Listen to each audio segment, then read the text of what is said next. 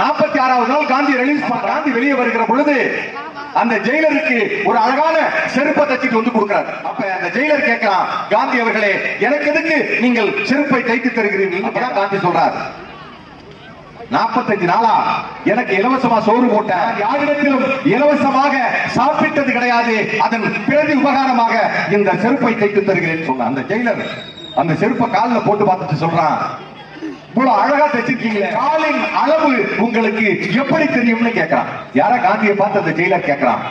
அப்பதான் என்னை கைது செய்து உள்ளே தள்ளிய பொழுது என் மார்பிலே எட்டி உரைத்து உள்ளே தள்ளினாய், அப்பொழுது என் மார்பிலே உன் ஷூக்கால் என் மார்பிலே பதிந்திருந்தது, அப்பொழுதே உனக்கு ஒரு அழகான செருப்பை தைத்து தர வேண்டும் என்று.